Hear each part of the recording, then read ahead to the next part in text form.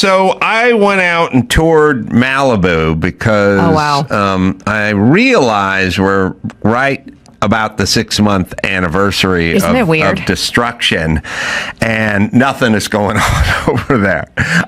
They cleared all the sites, have been cleared of debris. Yeah. But I don't think there's something I didn't really think about that people need to kind of think about.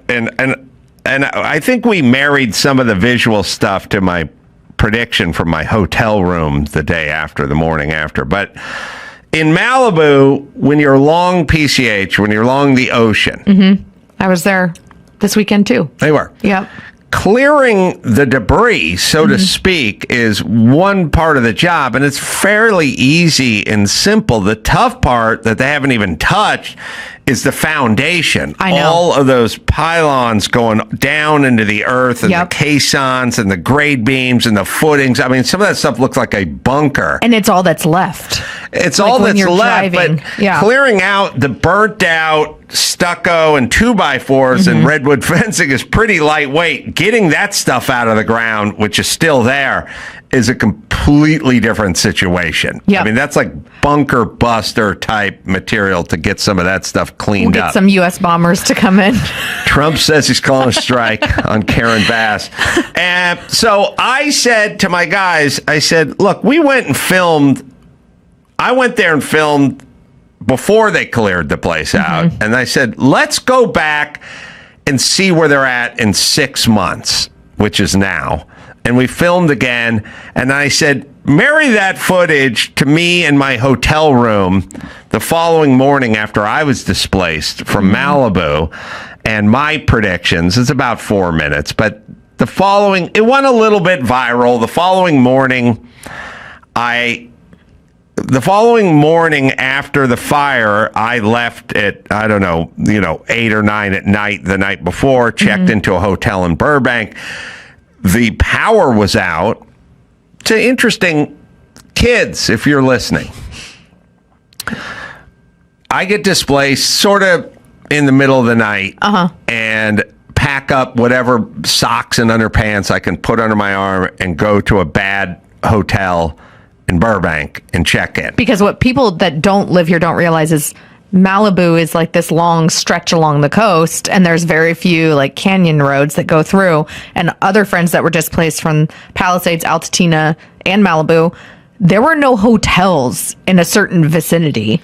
Yeah, and so you're kind of lucky that you could even get one 35 miles away in Burbank. Yeah, and so the following morning, the winds were so gusty that when I woke up the following morning, I was told that the power was out in Burbank, or I should say in Glendale, where my studio is. So now it's the morning after, and there is no power in this building that we broadcast from. So I sort of went, well, just run a best of or something. The power's out. I got displaced. There's no studio. There's a lot going on. And just find me interviewing Bryan Cranston or something. Just play that. People understand. But then I thought, I don't know. It's a little bit of a moment, and I guess people would be listening from parts of the country or the world. Maybe they'd want to know my bird's eye view of what happened since I was there. So that's not a bird's eye view. That's like a in the weeds, I should say, view and like emotional experience. You're right. Sure. You're right. Even though I don't get emotional, but you're right. It's not a bird's eye view. It's it's a boots on the ground kind of view. Yeah. So I think we hit up Dawson and told him get a mic and bring it over and hook it up, and we'll just take a iPhone and put it on a tripod, and I was literally in my hotel room in Burbank. I just pulled the table over and pushed a sofa and got a chair and just sat it down. And I just went on a, solo soliloquy.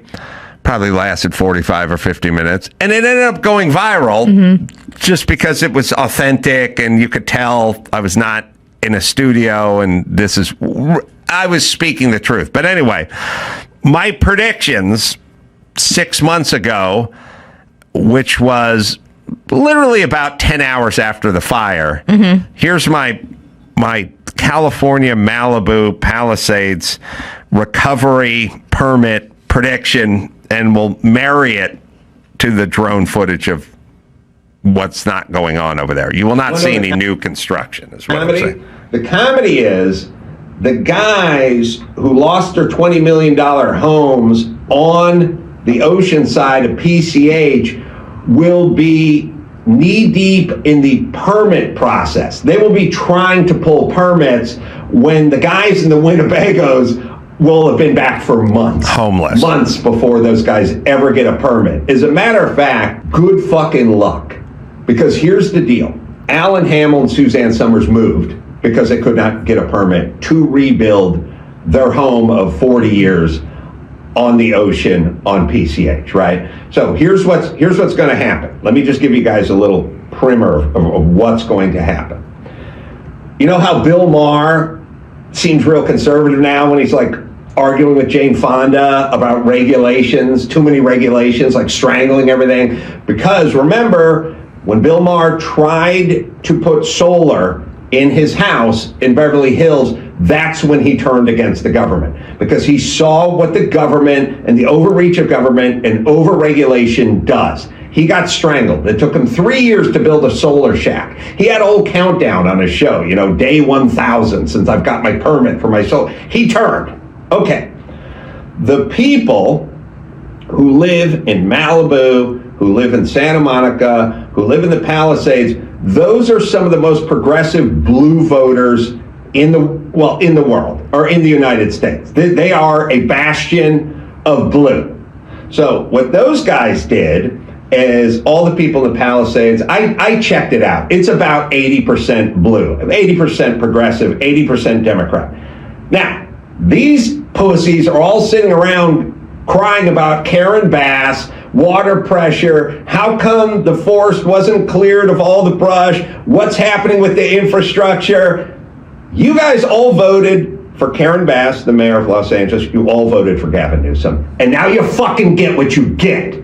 Oh, now that your house is on fire, well, now you're thinking about something else. Now you want to know what's going on. What's going on around here? You didn't give a shit about what was going on when other people's houses were on fire, but now you care. So here's what's going to happen. All these people who are deep blue Democrats are now going to have to pull a permit to rebuild. And they're going to get the 28-year-old bitch from the Coastal Commission telling them to go fuck off. And then they're going to vote for Trump or whoever's Trumpian next. You see, they're going to get turned. They're going to get turned hard because, as I've always said, live in the rent control apartment in Santa Monica, fine, good. We know how you vote. Go deal with the city. Try to pull a permit. These are going to be thousands of homes, super wealthy people, and these people don't want to live in Van Nuys. They like it where they are. They love Malibu. They love the Palisades. They love Santa Monica. There's going to be a whole bunch of rich people, and they're going to go, I'm rebuilding, and I want to rebuild as fast as I can. And between the part where they go in to planning commission and plan check and initially try to pull a permit to the time the first load of lumber, the first load of 2x4s is dropped off on their lot where their house formerly stood, it's going to be 3 years. And 1,000 permits and 1,000 arguments and 1,000 discussions with the Coastal Commission. When they start getting the regulation, they're going to go nuts. And when they start running into the bureaucracy and the red tape, they're going to start going nuts, and they're going to vote for Rick Caruso next time because they want to give. That's all Trump says is we're going to pull back the regulations. We're going to free people up. They're going to find out. They're going to get bit by their own snake. They are going to convert. I am telling you, these are the bluest people on the planet, and they're going to be fucking ripshit pissed when the city and the Coastal Commission tell them to fuck off. And by the way, I don't think the Coastal Commission is going to okay anyone rebuilding any of their houses on the coast because they say they're in the business of protecting the coast. They're in the business of getting you to leave. They will get their wish which is no buildings. And they're going to make it hard for everyone. And then we're going to have to restructure the whole thing because we can't have 9 angry lesbians controlling everything that goes on in Malibu, the Palisades, and Santa Monica. All right, so 6 months in, 0 building going on. Yeah. 0. There we It go. had to be very raw when we interviewed the young men who were juvenile offenders in San Quentin. I told them about my own loss, where I lost my older sister a few days before my 7th birthday. Oh, and I hold blamed myself on. for her Stop death. it. There And- it is. Stop. I Yeah. heard the word 7. Yes. I was on my phone watching TV. Because I did go, what the fuck did I get 7? Yeah. Oh, Well, you so- win. Kinda. And I didn't adjust. That's bad on me. Yeah, a few days before her 7th. Yeah, and I read 6th, by the way, and that's why it stayed Okay, go ahead, sorry. Where I lost my older sister a few days before my 7th birthday, and I blamed myself for her death. And I share that because they ultimately were accused boy. of committing these violent crimes and sentenced for life. And I think it shocked them that this, blonde lady who was, interviewing them had a similar story, was perhaps in the wrong place at the wrong time. But wasn't punished the way they were because clearly it was an accident, but theirs was probably an accident too. Probably, yeah. Probably, yeah. Anyway, I share that just because I guess, I quite enjoy spending time with people and being real and unmasking She likes to be and real. showing them that it's safe There's to a lot of unmask makeup. themselves. for this. There's no unmasking here, unfortunately, because she doesn't know what's going on. If she could, wow. I told everyone about the word salad era we were entering like 10 years ago. Yeah. And people didn't really know what I was talking about, but we're in it. We're living it. I mean, California's sure the petri dish for it. It's fucking nonsense. I know. First off, she goes, a couple things. These people in San Quentin were accused. They didn't do it. Yeah, because San Quentin, you go to San Quentin when you haven't done anything. They're accused of this stuff. Yeah. Wrong place, wrong time. This is basically Ilhan Omar. People are attacking Muslims because some people did something. You mean flew commercial jets into fucking financial centers and killed 3,000 Americans? Some people did something. Some people did something. This is a great clip, too. She is batshit crazy, and the thing is I feel bad for her kids. Remember, she talked about giving her kids dolls, and the boys take the dolls and tear the heads off.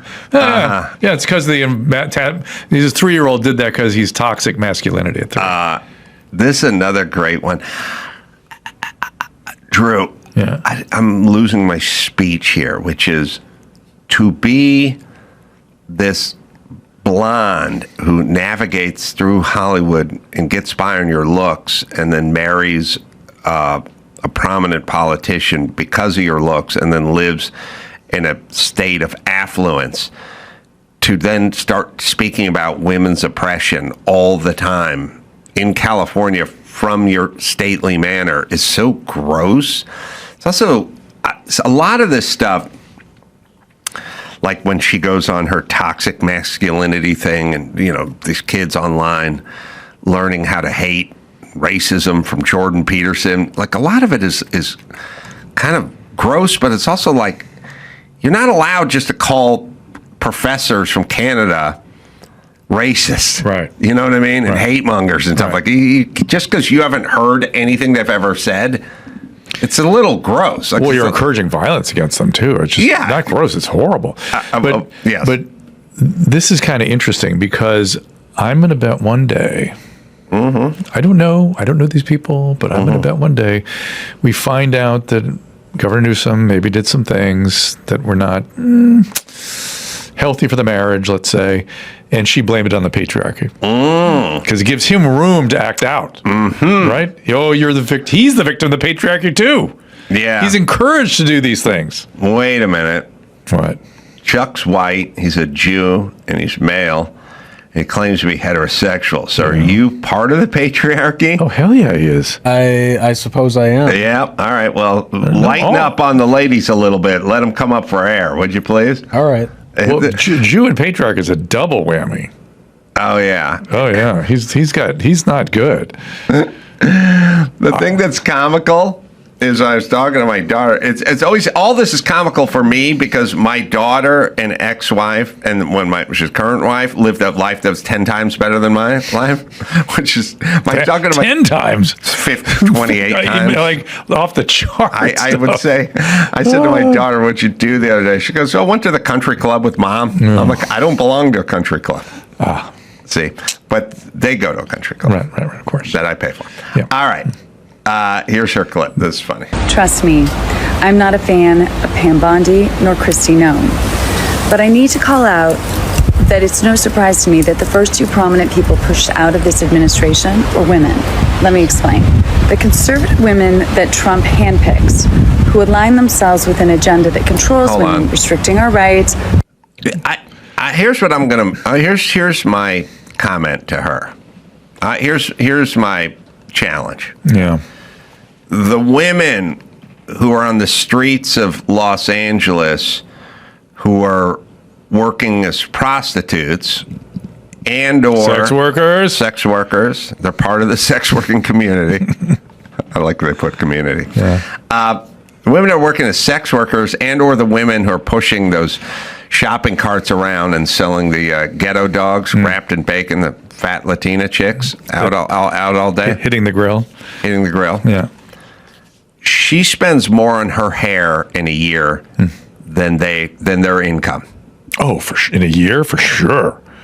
Sure. Than their income for a year. I'm saying.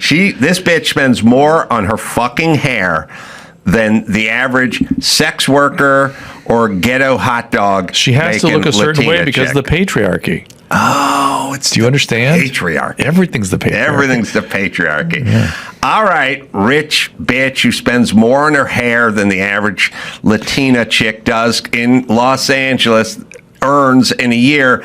Tell us about oppression. But I realize what she's talking about now. I didn't realize when I first watched this because I saw some data this morning. I was like, why did the people vote for Mamdani? Because they didn't read anything, and they felt anybody on the right was restricting their freedoms because of the abortion ruling in the Supreme Court. Everything is about the abortion ruling. All right, so that's what she's talking about. Well, some of what she's talking about. Not in California. No problems here. Pushed out of this administration were women. Let me explain. The conservative women that Trump handpicks, who align themselves with an agenda that controls women, restricting our rights, limiting our autonomy, and pushing us back into this straitjacket of femininity that is only in service of men. There's a familiar pattern here. Women are brought in, packaged Mar-a-Lago style, and lifted up as long as they commit to wholeheartedly serve the interests of the patriarch at the top. Now, it looks like power, or proximity to power with a big title, but it never comes with job security and protection. There's no secure place inside this hand-picked patriarchal body that systemically disrespects, devalues, and discriminates against women and girls. And this is where complicity comes in. Ask his granddaughter. Because when you align yourself with that value system, with a leader who has publicly devalued women, degraded them, and then found liable of abusing women, well, guess what? You're going to be the first to go. So while you're in a perceived position of power in this system that regularly diminishes and devalues other women, even if you help sustain and uplift this system, your power is only temporary. And ultimately, they will come for you. That's the unfortunate truth for all women. No woman is safe in Trump's Republican Party unless she has enough wealth or the ability to buy her own job security and safety. Like me. And so, my friends, regardless of your political affiliation, oh my God, you might want to wake up and see this for what it truly is. It's a war on all women. Okay. All women. He's declared war on Iran. There are women starting a nuclear project. Like, are they trying to get enriched uranium? Because if they were, I would actually declare war on them. Would she rather there be sort of Shia treatment of women? Is that what she said? She has no fucking idea what she's talking about. But here's the deal. She doesn't know what she's talking about. Trump's thing is firing. That's his deal. And if you take a job from him, you know you're going to be fired eventually, right? I mean, I mean, I don't. Well, maybe first off, Rubio's I don't know not gonna how get much fired. job security is in an administration when it's 4 years and out. Oftentimes, Sure. How could you have job security But- if you knew you're only going to be in the league for 4 years? But you're going to be working for a guy that values loyalty over everything and routinely fires people and just works through, just mills things over. Yeah. I don't know. It seems to me that if Oh, you're going to listen. take that job, First you should off, expect it's here's what you can't do with these people. You can't start parsing things out. You can't go. I mean, reasoning? Right. You can't go, what do you mean? Cash Patel's of Indian descent. You know what I mean? Or this guy's black, or he's got a woman head lead counsel or attorney is a woman. It's insane. It's basically you going, I have a lot of black friends. It's a dumb argument. Trump has tons of women around him all the time doing everything. Yeah. I mean, I'm sure he loves Harmeet Dillon. I talk to Harmeet all the time. Harmeet is a woman of color. He loves the shit out of Harmeet Dillon. Yeah. She can't explain Harmeet Dillon. She just has to sort of peck around and find little incidents. I would predict they're going to call the Harmeet sort of the Uncle Tom of the female world. Yes. She's bought into the patriarchy. She's part of the patriarchy. Yes. She's expressing the toxicity of the patriarchy. And also, it's always funny when they go, and same with me, too. I get this, too. Like, he can't handle a strong woman with an opinion. Oh, yes, I can. If the fucking opinion isn't retarded, this is a strong woman with a retarded opinion that I can't handle. Harmeet is a smart, strong woman with a smart opinion, and I can handle that. As a matter of fact, I seek it out. Harmeet, I would argue, is tougher than this one. Well, this one's a paper tiger. There's nothing there. It's all fucking hair and attitude and well-chosen verbiage, right, about the patriarchy. By the way, it's 2026. It is so fucking boring. It is so boring that you guys toggle between race and misogyny. That's all you do. That's all you got. In 2026, Elon's it's talking still about working, though. That's why they do it. If it didn't work at all, they wouldn't do it. Elon is talking about putting someone on Mars, and you guys are fucking talking about Jim Crow. How fucking boring can you get? You're literally, why don't you talk about covered wagons in the Donner Party? So it's something new. Talk about cannibalism. Yeah, no, I mean, why don't you talk about driving the Golden Spike or something else in history that at least new that happened 200 years ago? It's always just this. And it's always done from the ranch in Santa Barbara. I don't know why. You know what it is with me? They don't have any self-reflection at all. Like, can you hear what you sound like? To real people, to poor people, to working people? Again, somebody convinced them that they're guilty, that they're a guilty party in horrible things that happen in history. And they think to themselves, no, I'm a good person. What do I need to do to be a good person, to be part of the solution? And they start coming up with ideas not to help people, to make themselves feel like a good person. Yes. And that's unfortunately the motivation here. This other thing that drives me nuts, which is she's talking about Jordan Peterson. And when you start to... Now, my perspective is different than most because I know Jordan Peterson. Yeah. I've talked to Jordan Peterson and all these people they talk about, Ben Shapiro or Dennis Prager. These are wise, successful, hardworking, caring people.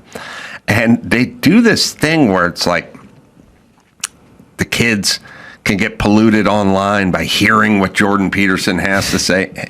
First off, the message is basically family, education, grit, and God. I don't know what's polluting you should hope your fucking son that you give Barbie dolls to puts down the fucking Barbie doll. Or keeps the Barbie doll and adopts this, whatever you want. But they should still adopt this. You know what I mean? Yeah. No matter what, it's good for these kids. Right. So by the way, I love when they go to these summits, you know what I mean? Women's Summit, Wisdom Summit. Yeah. I was driving behind a smart car the other day. It's a smart car. Do you know that I talked to...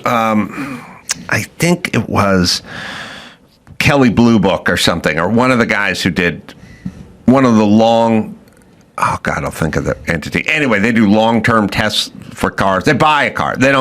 Nobody gives them a car because that implies a response. Yeah. You know, they buy the car Influence. and they drive the car for a year, and then they write a report on it. I said, are there any shitty modern cars? Are there any modern? Everything works. Everything's good enough now. The air conditioning all works. You know, windows, power windows. The guy goes, the only piece of shit out there is a smart car. And by the way, smart water is just red dye number 7 and corn syrup. You know what I mean? What, don't. And every Somali ripoff daycare centers like First Step Forward Youth Rainbow. This is the Wisdom Summit, Wisdom 2.0. Okay, share your, now that you've come down from the mountaintop, my lady, share this wisdom with us about how teenage boys work. Here we go. My sons are really into sports, or so are my girls, but my sons will watch their favorite athletes on YouTube. And then all of a sudden you'll find this sort of alt-right, extreme, Jordan Peterson type speaking to my sons. Right. It's insane. Right. Connected to the sports culture. That's not healthy. Are you kidding? So then our boys are learning hate, bigotry, misogyny, racism. Jordan Peterson. So it's very dangerous, and I think we have to take responsibility and we have to hold those in leadership in tech accountable. Because they're making all this money. Pause. Money. We had to hold them accountable during COVID, right? With all the misinformation out there. Yes. Remember that? I do. They were a platform for misinformation. Platforming. How dare they platform that? We should have held them more accountable and kicked everybody who invented that disagreed with word. us off of the fucking internet. You fucking assholes just did this 10 minutes ago, and you're talking about she wants to hold them accountable. Yeah, Jordan Peterson with his hate speech and his racism and his misogyny. Racism. So it's very dangerous, and I think we have to take responsibility and we have to hold those in leadership in tech By the way, accountable. Convincing young males at 14 that they're females and cutting their cocks off, not dangerous, not in the least. Not in the least, but hearing what a professor from Quebec has to say about shit, well, that's a problem. That's going to be a problem. Yeah. She is perfectly fine with 15-year-old dudes cutting their dick off. And let's remember, And not dangerous, by the way. That's progressive. By the way, Jordan Peterson was non-controversial because I followed him for many, many years before anybody else knew about him. And he became controversial because there was a law established in the province where he was teaching that mandated speech. Yes. It said you must call somebody by these pronouns or you have broken the law. And then they had these kangaroo courts set up to adjudicate that law. Good. Go. And Keep going, Canada. And he said, that's where I draw the line. You can't force speech. That's it. Right. He's a dangerous man. Right. They're the ones who did this and created Jordan Peterson. And then they go, He this was never guy's a problem. dangerous. He's never said anything different ever than what he says now and then. But here's my point. She's never heard 1 second of Jordan Peterson speaking. Right. Never. Which is pretty doable. Like, I'll give you an example. Could I give you an example, Drew? Please. Okay. We have comedians regularly on my program. And oftentimes they're younger than people whose work I'm not familiar with.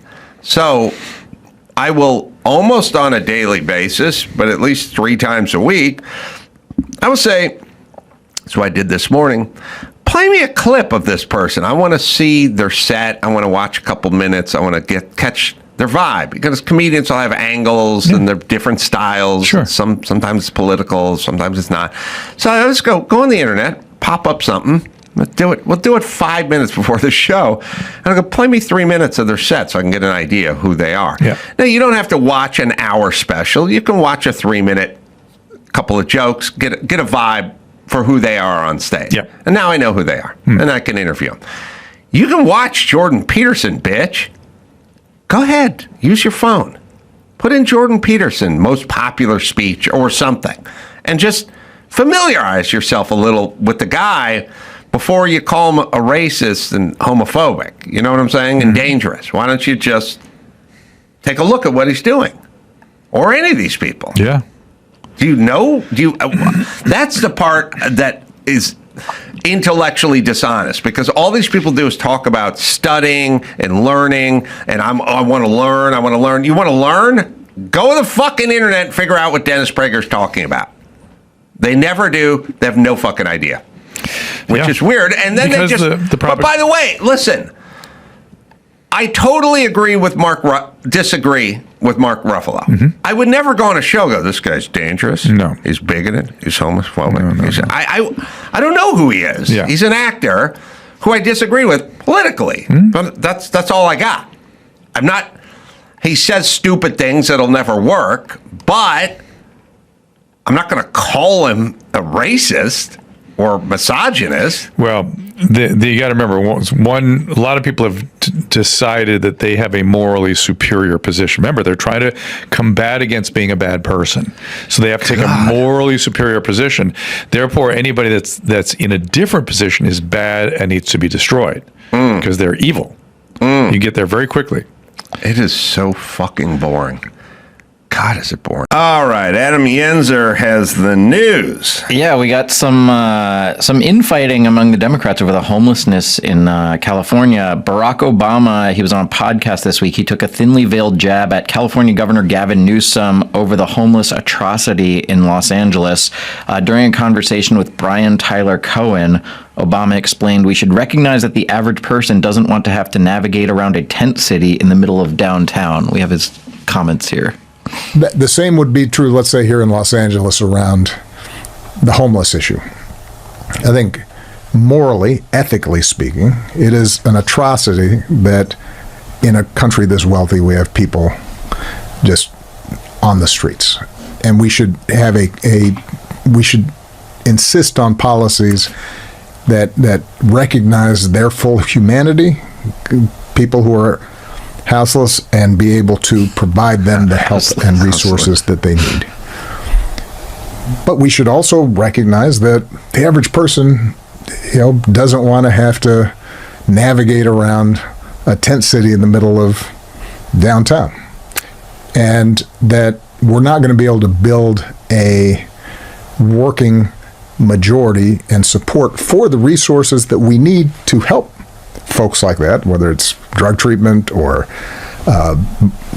temporary housing or what have you. We're not going to be able to generate support for it if we simply say, you know what, it's not their fault, and so they should be able to do whatever they want, because that's a losing political strategy. The same. He's a skilled word salad guy. Yeah. So AOC and Kamala Harris are dumb word salad people, where you see. So it's like there are no actual warlocks. There's clumsy magicians and skilled magicians, but no one's actually magical. Yeah. So the really skilled ones make you think they're warlocks. Yeah. And he's a skilled one. They don't do anything, and they don't possess any power, but they're skilled. Yeah. So he's a warlock of word salad. He's a word salad warlock, where AOC and Kamala just got one of those home magic kits that they bought the weekend before and are clumsily trying to fumble through. They're like pulling words out of a hat. They're word salad, but it's not working. Yes. You know what I mean? But they're both talking about nothing all the time. Yeah. He's just skillfully talking about nothing. So he's a word salad warlock, and they're 12-year-olds who got Marshall Brodine's kit from online and is practicing magic at home using rubber bands. Because you can tell when Kamala and AOC do it, they don't actually understand what they're obfuscating. They're confused from the start. He knows what he's obfuscating about. Right, except for nothing ever happens. Yes. And he'll never go to a place who interviews him to go, all right, what's the plan? Yeah. You keep talking, but I don't know what the plan is. And like in this clip, he dances around what the Democrats and Newsom, especially in California, when it comes to homelessness, they're aware that there's this element of it that is drug addicts and mentally ill people and people that are just accepting this sedentary lifestyle. It's all drug addicts and it's all mentally ill people. But then they try to present it as it's these down on their luck, hardworking people that just wound up, and they try to obfuscate that. Okay. What chance are you going to have of solving a problem if you can't identify the problem? Yep. It could be a transmission issue. It could be a roofing issue. Yeah. What are if you go, I got a leaky roof. Well, those shingles are haunted. We have to come together and we have to agree that no shingles illegal and that shingles need to be treated with dignity and respect.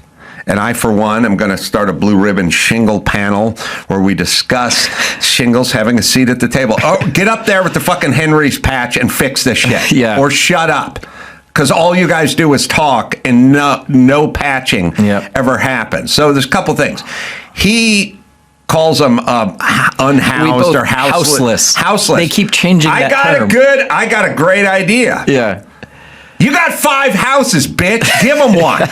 I'll get 4 people off the street. I'll get 4 families off the street because these are hardworking folks, but the mill shut down or the plant shut down and now they're out of work and it's a husband with 2 and wife with 2 kids who got pushed down on the street because their landlord raised their rent. Why don't you give them one of your 5 houses? Yeah. And then now, you don't do it because A, you don't give a shit, but B, you don't want junkies destroying your house. But if it's just a person that doesn't have a house and you got a whole bunch of houses, then we could solve this problem lickety split. Everyone who had more than one house could give them a house. Yeah. But not me. I own more than one house, but I don't call them houseless. I call them junkies. Yeah. So I don't need to give them a house. And it'd be the same with reparations. You guys could all give them some of your money. Oh, absolutely. And then we could take care of it. You give them one of your houses and give them some of your money. I don't believe in either one of them, so I'm not doing either one of those things. And going back to the word salad thing, we both laughed at the word houseless. They've changed that term so many times. They do nothing to fix the problem. First it was homeless, then it was persons experiencing homelessness, then it was unhoused person. And how is houseless different than homeless? It's just you're just switching the words. They're going to call them outside Americans next or something. They've never camping Americans. Just stray citizens. They've never somehow have some sort of weird problem with labeling, and everybody who comes across the border is a proud, hardworking person who's looking for a better life for them and their family. And it's like that's some of them, and then there's drug dealers and human smugglers and folks who then there's terrorists. Yes. Like there's a whole bunch of different kinds of people who come across the border. So I don't know why everyone who lives outside is a junkie who has a mental issue, or they have a mental issue and they're junkie, and you have to nobilize this thing. They all do it. I have no idea, but let me just explain something.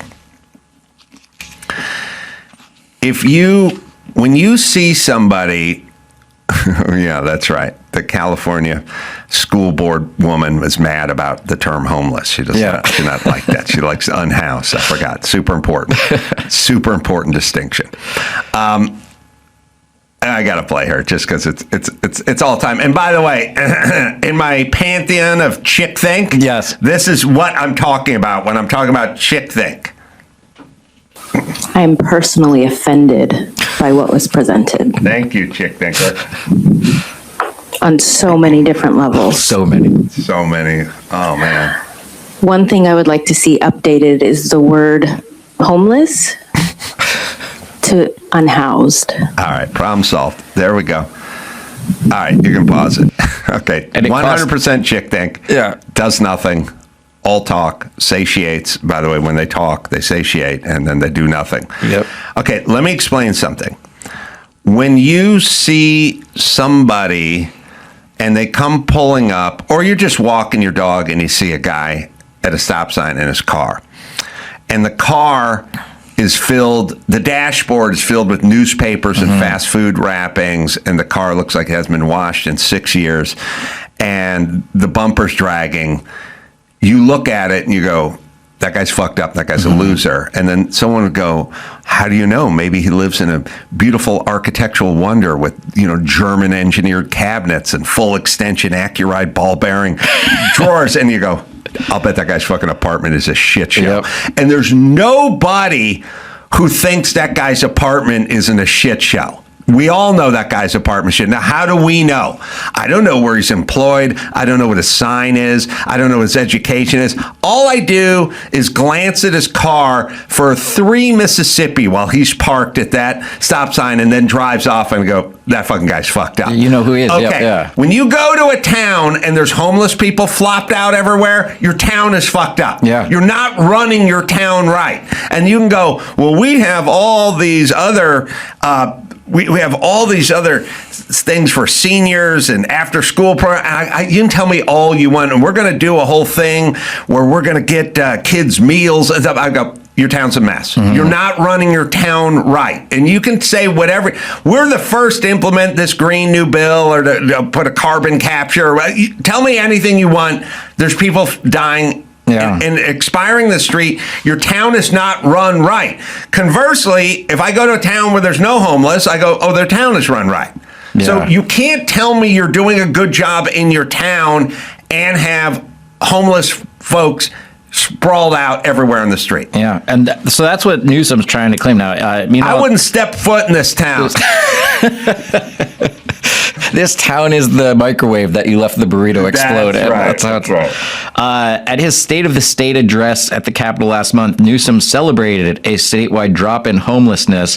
However, Los Angelenos were not here for false hopes. By the way, this is like saying I dated a girl that had 100 zits on her face at all times, and now she has 81 zits on her face. She took care of it. She's beautiful now. I could celebrate the drop, a 14% drop in zits. Yep. Or you could go, your girlfriend has 80 zits on her face. Yep. Okay. And California spent more than $24 billion on homeless programs during Newsom's time. And I think all we've done is changed homeless to unhoused person. It costs $24 billion to get people to say unhoused. Yeah. And then in this Obama interview on this podcast, there was also another interesting moment that went kind of viral. Other than politics, Obama also seemed to say that he believes aliens are real, but he hasn't seen them. We have this clip here. Are aliens real? They're real, but I haven't seen them, and they're not being kept in what is it? Area 51. Area 51. There's no underground facility, unless there's this enormous conspiracy, and they hid it from the President of the United States. What was the first question you wanted answered when you became president? Where are the aliens? Where are the aliens? It's funny you just said the soft on Democrats questions on the podcast. He just said, I think aliens are real. And then the guy doesn't ask even one follow-up question. The deep leg cross. I'm going to start, let's see, Jules Dash. That's my nom de plume, because Jules Dash is perfect because you don't know if it's a man or a woman. Yeah. But I'm going to start a podcast called The Deep Leg Cross with Jules Dash, and I'll get all of the hard left. I'll get Hillary Clinton, AOC will come in there, Obama, I'll get Michelle Obama, I'll get Gavin Newsom, because none of them would ever go on a podcast where the guy asks real questions. No, but they will go on The Deep Leg Cross with Jules Dash. The softest questions in the podcast. No, I'll ambush him once I get him on. Oh, so it's a trick. I like that. Trick. I see. It's a trick. I like that. It's a trick to get Hillary Clinton and ask her all about Epstein. In the middle of the interview, you uncross your legs and spring it. And they're like, wow, what's happening? Yeah. They know that's when the gig is up, is when your legs come uncrossed. Right. I sit like Trump. I make the diamond out of my two hands, and I accentuate my nutsack. The power pose. That's right. And I pull out some like Oakley Blade sunglasses and I put them on top of my trucker's hat. I go, oh, okay. Yep.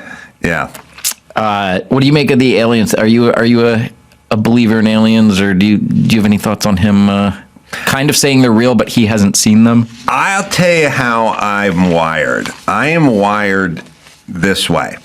I was driving here today, having people almost cut me off. I'm literally 10 freeway, 405 freeway, and 101 freeway, the most traveled freeways in the world with the worst drivers in the world, and people all sort of just cutting in front of people, like avoiding accidents the whole time. And I just think, could everyone just use their blinker? Could they just use their blinker? It's so doable. It's on every car. And if they just put it up on the freeway signs and made a campaign out of it, like use your blinker, come on, use it or you'll be cited. Like if you're changing lanes and you're not using your blinker, you're going to get a ticket.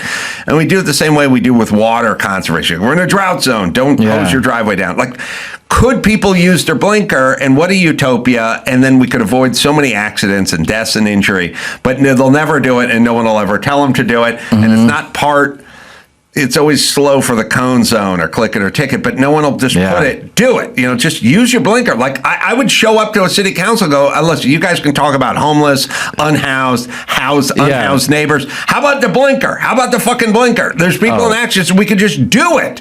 We could just put it up on sign and we could do a whole thing going, you are going to get a ticket. If a cop is 100 yards behind you on the 101 and you move lanes and you did not signal, you are getting a ticket. And just do it. And do it in fucking Spanish.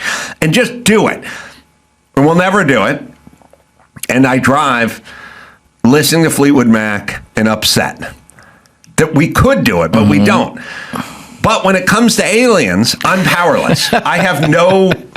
I was waiting to see how it came back to aliens. There's nothing I can do. They're there or they aren't there. They arrive, they don't arrive.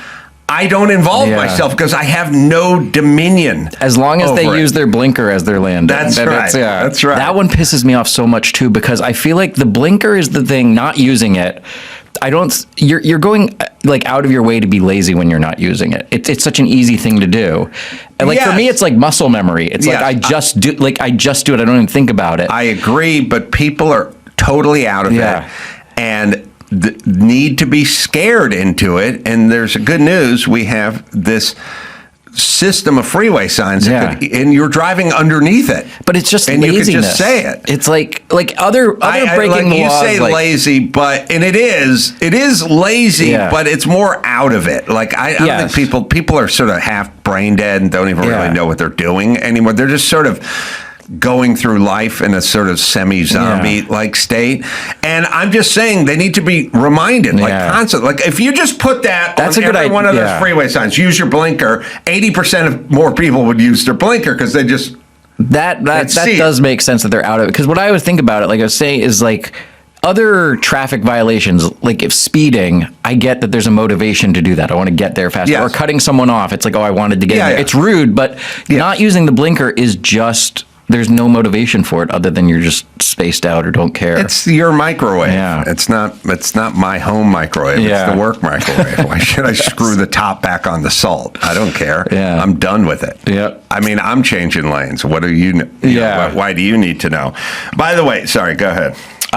We got Hillary Clinton in the news also. Hillary Clinton says migration went too far and needs to be fixed in a humane way. While in Germany for the Munich Security Conference, Hillary Clinton participated in a panel. Immigration, or migration? I think it's another word game that they play. I think they call it migration more in Europe than we call it immigration here. I think they call it migration. Like caribou looking for land. The Great Migration. Well, they call the guys running them coyotes, so maybe they are caribou or deer or sheep. I'm picturing now like a caravan of Mexicans, and then there's like flamingos and wildebeest, everything just running all beside them. It's a funny Pixar romp you're talking about. Exactly. The coyotes. During the panel, Clinton appeared to take a stronger approach to her previous stance on border security. She said there is a legitimate reason to have a debate about things like migration. It went too far. It's been disruptive and destabilizing. It needs to be fixed in a humane way with secure borders that don't torture and kill people. I don't know that we're doing that. And how we're going to have a strong family structure because it is at the base of civilization. Right. So she's another...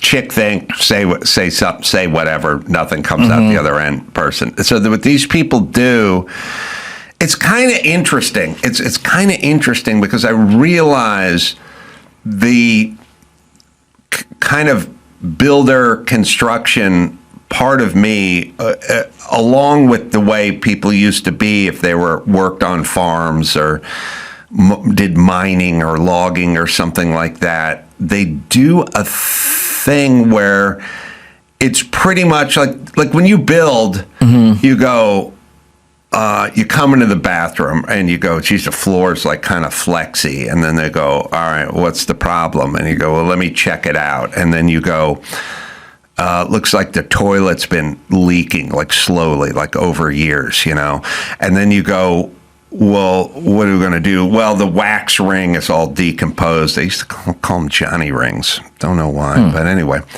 Johnny Cat? Johnny Cat is kitty litter, and the wax ring underneath the commode is called a Johnny ring. Is Johnny mean the John? I think it's probably a reference to the John for the toilet, or the bathroom. Yeah. But the John is also the guy's out soliciting a prostitute too. So where did that? He's got a different Johnny ring. He has to get that checked at the doctor. So what I'm saying is I've dealt with this before. Where you go, the floor is like flexing, and then somebody finds out that the toilet's been seeping, leaking for 5 years, and then the customer comes in and goes, "What's the fix? How much is it going to cost? Is it going to be expensive? Is it going to take a long time?" And then what I would say to them is, we're going to have to bust out. We got to remove the toilet. And we have to bust out all the tile. And then we got to bust out the mortar bed or the cement board it was placed on. And then we're going to have to pull up the subflooring, 3/4 ply, 1-inch ply, OSB, whatever. And it's because that's all saturated and fucked up. And then some of your joists may be fucked up from all the years of this seeping on it. So we're going to have to either replace some of those joists or like sister onto some of those joists. And then once we get that all taken care of, we're going to have to replace the subflooring, put the hardy back or cement board back on it, and then retile it and grout it and seal it. And they go, I want to fix this problem, but I don't want to do that.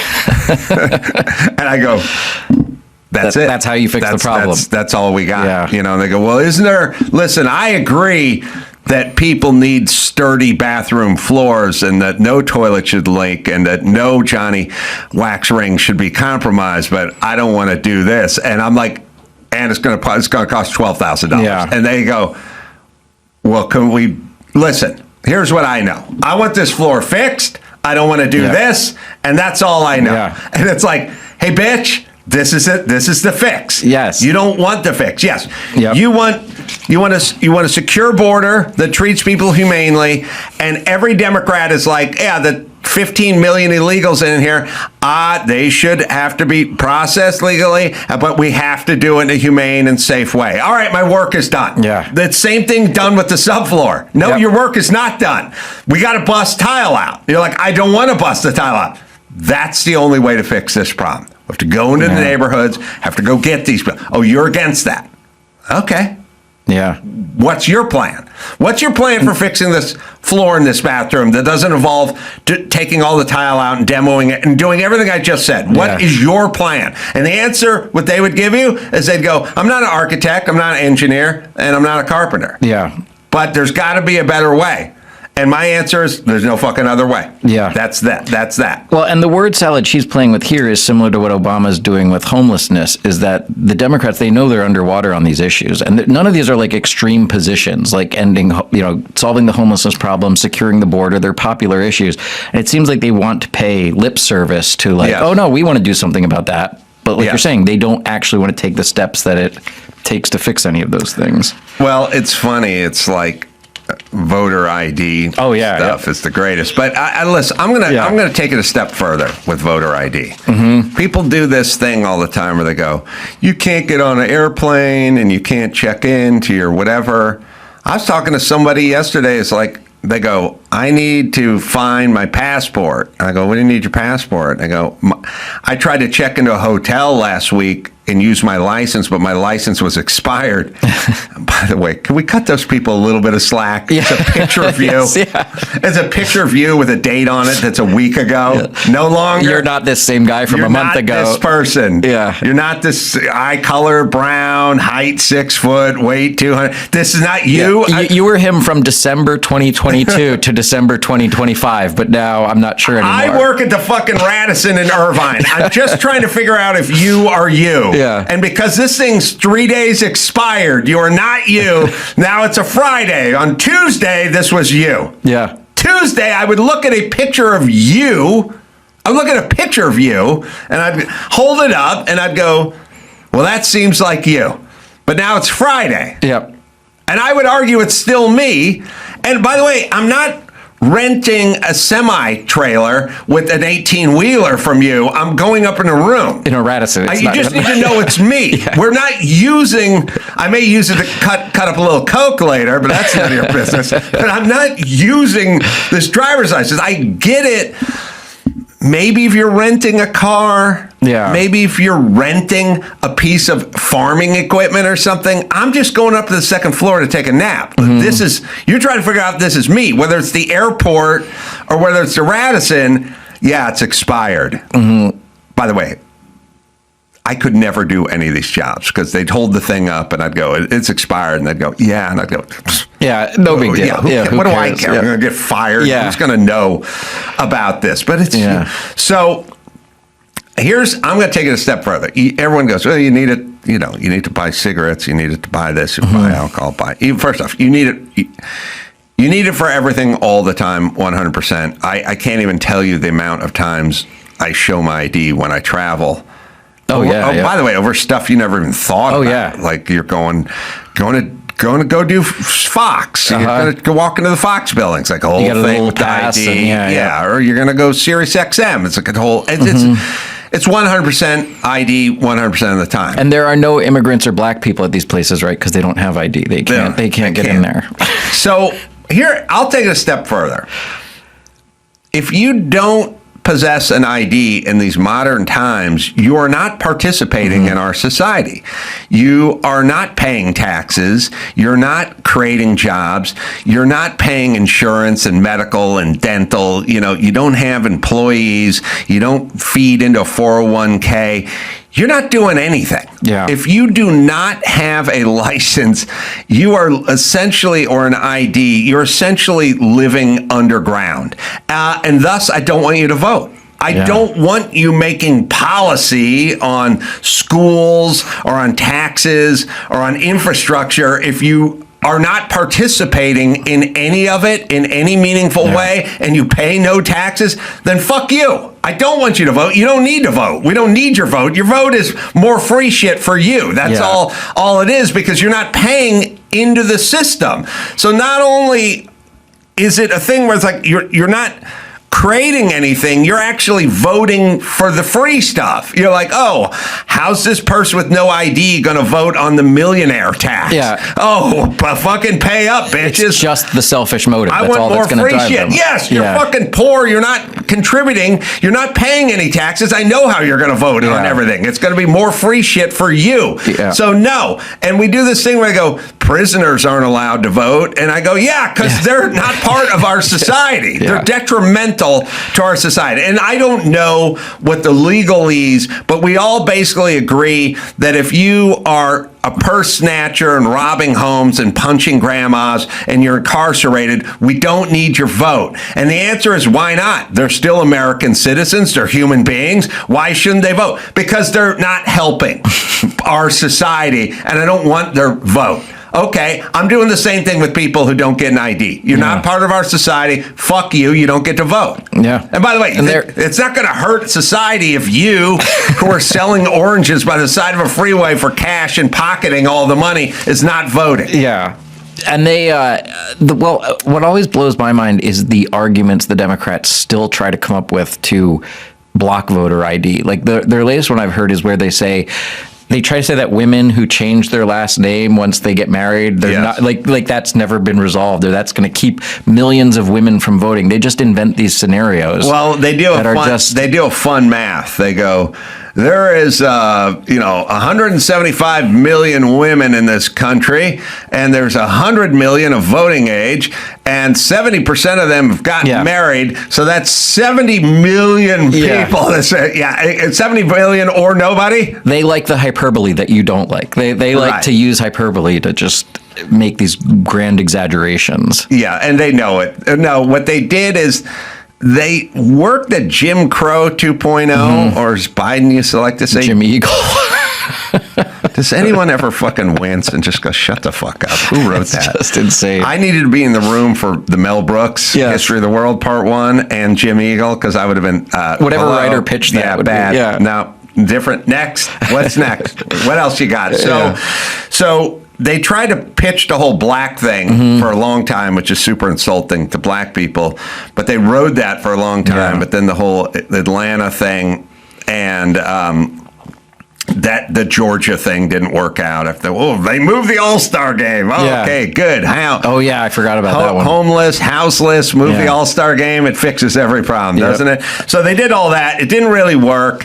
And then the polling started coming in, and it was like black people are like 71% on this. So they were like, fuck it, let's shift to women. Because what they have to do is they basically they're like a 4-square game. They go, all right, in one square we got women, on one square we got blacks, and in one square we got the LGBT whatever community, and then in one square we have a sort of nebulous immigrant community. Probably means Mexican, but could mean anyone from anywhere. And we'll just keep bouncing the ball back and forth. And right now we'll claim black with voter ID, but that doesn't work. So bounce it over to the woman's corner, and then we'll claim it's against women. And if that doesn't work, we'll bounce it over to the gay corner, and we'll say it attacks the gay community. And if that doesn't work, we'll bounce it over to the Mexican corner, and we'll say that it attacks immigrants. And then you just rinse and repeat. We'll just keep saying, here's what we're doing for this community. And if you ever runs out of momentum for one group, we'll just shift it to the other group. So they shifted voter ID. It was 15 years of black, and now it's women. Well, it's women and black, but they basically shifted to black. It's basically they toggle in between racism. It's all racism talk, and at some point it becomes oligarchy. Bring down the billionaires talk, and then that wears out, and then it shifts back to racism. So you'll hear they'll dry up for a little while. Oh, and they find games to play with that on every issue, like the Hillary Clinton thing, where she's now, speaking strong and we need to secure the border. Her previous policy, she used to criticize the Trump administration for saying that their policy separates children from their families. Right. But they do that game there where if you keep the families together and deport them, they say, oh, they're deporting children. Right. If you keep one parent here or deport the parent and take the kid with somebody else, then they say they're separating children. Right. So they just don't want you to solve the problem either way. Yeah. So it seems like the process complainers, basically. They're just complainers. I want to know what I want to know what the answer is. They don't provide the answer. They provide the complaint, the gripe. So there was an ESPN vet covering the Olympics. She called J.D. Vance a demon who made her feel ill at the hockey match because she simply saw him there. ESPN vet. Yes, Sarah Spain, a veteran reporter or broadcaster for ESPN. Her name is Sarah Spain. So she still works for ESPN. She still works for ESPN. In a recent Good Game podcast that is now making the rounds on conservative media, she said she sat near Vance at a U.S. women's hockey match at the Winter Olympics and got satanic vibes. She recounted his appearance with Secretary of State Marco Rubio as a lowlight of the Milan Cortina games. When I see J.D. Vance's eyeliner face, I literally feel ill. She said, I feel like I just looked at a demon like the devil, and I don't even believe in that. What? Anyway, too many chicks, too many positions with too many microphones. And that's why we have all this fucking nutty feeling shit all the time. Oh, she's the one. There's also this weird fantasy, and I think it's female driven in that they have to ascribe stuff to stuff. Like, it's kind of back to the automotive analogy. Like, when somebody cuts somebody off, I like it, but my girlfriend, when somebody cuts me off, and people cut me off pretty hard sometimes, but I'm always aware of what's going on when I'm driving, and I never get in accidents because I'm aware of what's going on, and when I drive race cars, you drive in a pile of cars going at a fast rate. where they actually, like, I've done races like the Long Beach Grand Prix and stuff where you're going down shoreline and the guy behind you is touching you. Yeah. He's not 3 feet away. He's making like contact Yeah. with you, and you're going into the first turn 3 wide. Like there's a guy right to your right to your left, and I have a comfort level with being close to people, but I'm also aware of what they're doing, and people will cut me off, and I'll see it. Like I'll see it, and I'll stop, and my girlfriend will reach across and honk and go like, "Fuck that guy," you know? Yeah. And I'll go, he doesn't know where he is. Yep. He's not doing it to me. He's not conscious Yeah. of me. He's just driving, looking at his fucking phone. Yep. And there's a thing with women where they have to kind of turn everything. You know, it's like, my cat thinks it's a person. Look at him. He knows what he knows. He's got a sense of humor too. That cat, too. That cat, he knows what he's doing. No, he doesn't. He doesn't. But you create that in him. And there's a version of that with the cat that's good for the cat, because he gets people food. Yeah. And then there's the J.D. Vance. Yep. He's evil. He's evil. It goes into spiritual woo-woo stuff. And it's like, what's Donald Trump about? He likes pain. Yeah. What? He likes to torture those who don't have enough. Yes. You know, and it's like, so you think he's just like the Marquis de Sade? Like Yeah. He just enjoys torturing poor. He hates poor people. Yeah. Wants to take it out on them. It's like, okay. He's an evil warlock. Yes. I see. Is everything a Disney movie for you? Or can you just go, this guy's a family-oriented guy who worked hard, who grew up with nothing, and now he has thoughts about helping this nation that are different than your thoughts, although your thoughts are no thoughts. No. Yours, no one's illegal and there are no borders. And you're with John Lennon. You're imagining Yes. a world that doesn't Yeah. exist. He's actually applying laws, but he's evil and satanic, which is super chick thinky. Yeah, is what I'm saying. It even goes back to like the chick think of horoscopes and stuff like that. Right, How there's or this sort of crystals. weird, abstract, spiritual, woo-woo stuff. And she even says, "I felt like I was sitting next to Satan or a demon, and I don't even believe in that." It's they just kind of bring it in and make it up on their own what their spiritual world is. Also, it's like, I don't know how the real Satan works, and you're probably religious or more religious than I am. I don't think the real Satan is that interested in lowering taxes and school choice. I feel like he's got some other things up his sleeve. Am I right? Yes. Because if it's just lowering corporate taxes and giving kids vouchers for school choice, then maybe Satan got a couple of points. Well, and I think he's more subtle than, she's saying like, oh, the eyeliner, and they picture Satan as just, he's going to come with a red tail and a pitchfork announcing that he's Satan, and he's... That's not how it works. Let's see here. No, he comes disguised as a publicist. I don't know if you've been following the Epstein stuff. The Justice Department has sent Congress a list of names who appear in the Jeffrey Epstein files and defends the redactions in a 6-page letter. The letter addressed to the leaders of the Senate and House Judiciary Committee says the names show up in a wide variety of contexts, ranging from people who emailed directly with Epstein or Maxwell to those who never interacted with them but were mentioned in documents like media reports. Can we do this with the Epstein file and the trench of 3 million pages released? Let's do this. Let's come up with a list of notable Hollywood types and politicians who aren't on the list, because it'll be much faster that way. So there's 9 people that aren't listed, and every single one of them out. We got B. Arthur, not on the list. And then... Wait, let me check. No. There's no B. Arthur or Ben Vereen. I'm going alphabetically. Yes. Abe Vigoda's where I'm going to start. Oh, okay. And I'm going to list the 9 things who aren't on the list, and then you can just assume everyone else is on the list. Yes. I feel like when Congress is like asking about like whose name is in this or who's name to redact, they're just sitting in Congress going, raise your hand if you want your name redacted, because they're all in there too with emails. And the thing is, I think some people did obviously do nefarious things with Epstein, but he was just this connected guy where some of these people were on his plane and didn't do anything, or some people had an email with him. And it's bad that they're covering this all up. But you were mentioning celebrities. These are some of the names that have come up in it. Michael Jackson, Marilyn Monroe, who died before Epstein was ever born, Elvis Presley, and Janis Joplin are all names that have been like mentioned in the Epstein files. And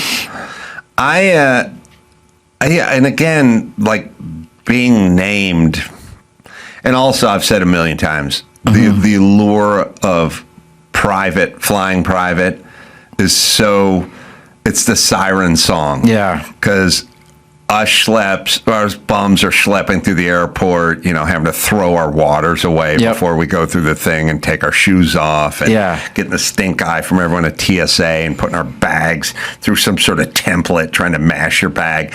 And flying private is like, the best part is no security. Yeah. You pull in to, Million Air, good name. Yes. And you just walk in and someone like hands you a champagne glass and you just plop down and you're like, where's the plane? Oh, they'll take your bags. There's no TSA. You just like walk right out on the tarmac. Yeah, it's amazing. You literally just walk out and your bags will follow you.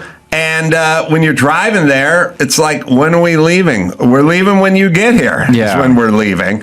It's the non-security. Yeah. That it's the not having to, the super weird, sort of quasi-depressing security thing. Yeah. Where it's like, I'm leaving Florida last week, and it's like, do you guys have, oh God, do you have clear here? No, we don't, this airport doesn't have clear. Mm-hmm. Oh, you got to get into that line, And I'm like, oh, that's a long line. We don't have clear.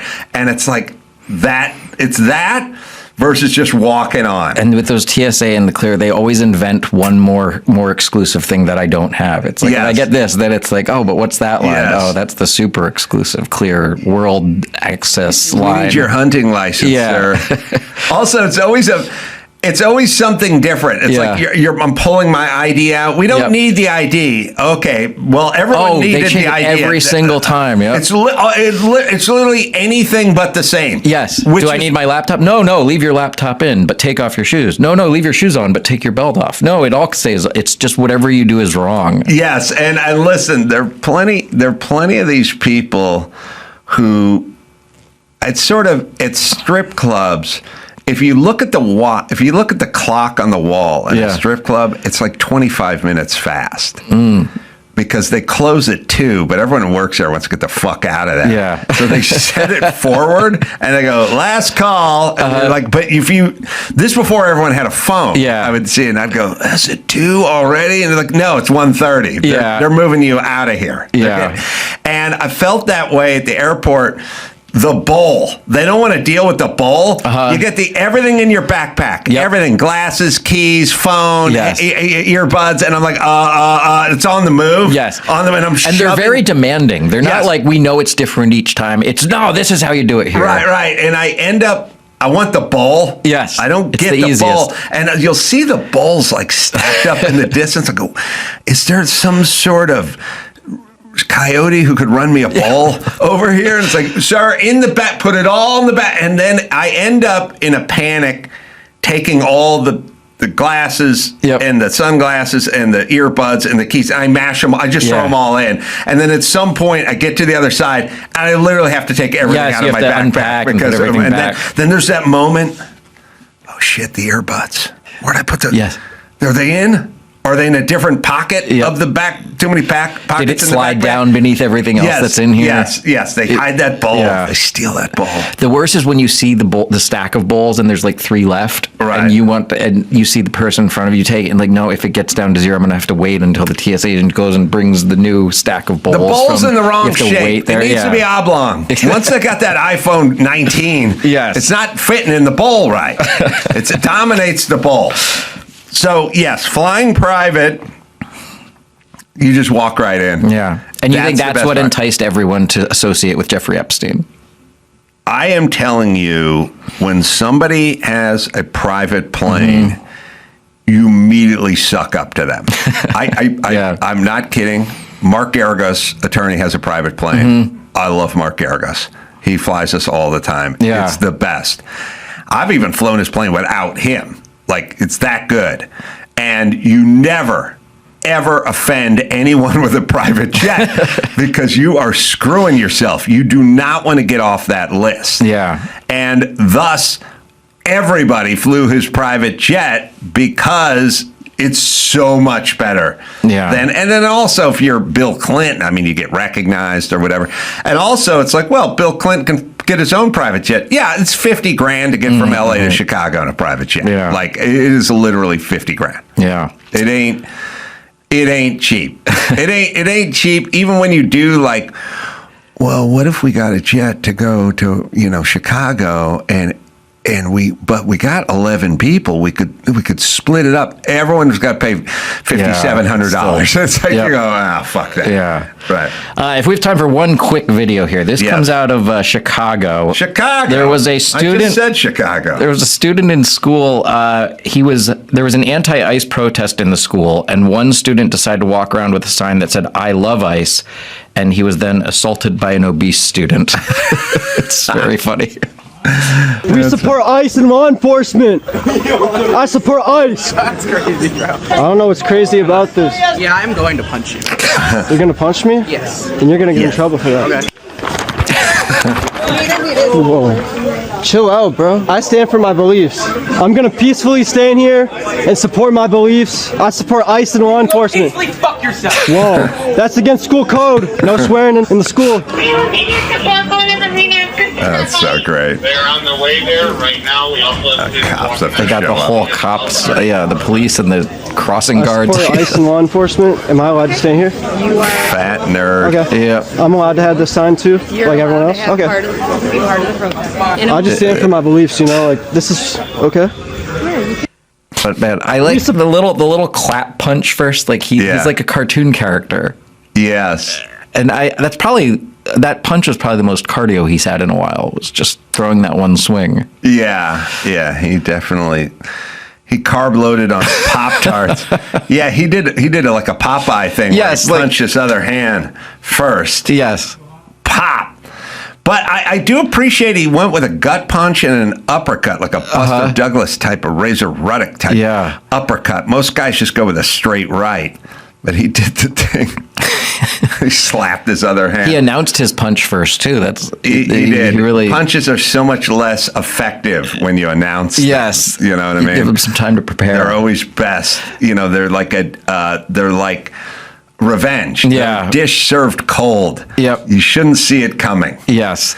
Yeah, you don't want to ride off the griddle punch. You'll be able to protect yourself. And he does have that little effeminate thing in his voice, like whenever they tape the people protesting ICE, that little sort of condescending tone. I've always known that nerds were much more rageful, and women are much more rageful than men, and everyone thinks men are the bad ones, or at least the straight men or the sort of guys who played on the football team or enlisted guys. They're not.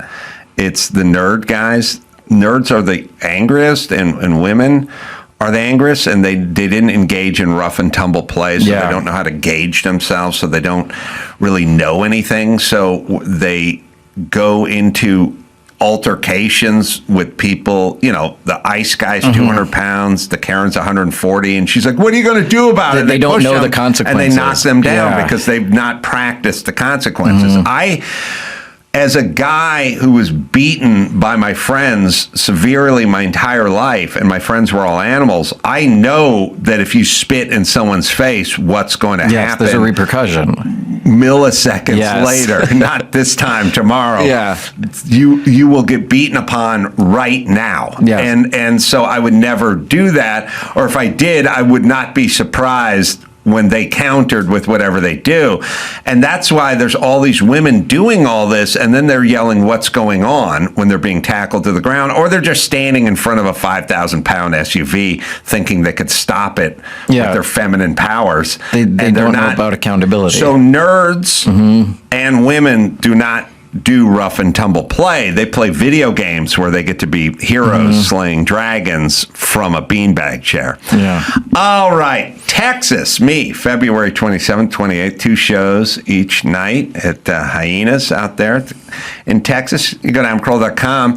Adam Yenzer's got dates. Very funny stand-up comedian, March 4th and 5th, Snappers, Fort Myers, Florida. And you can go check out his YouTube page, YouTube show.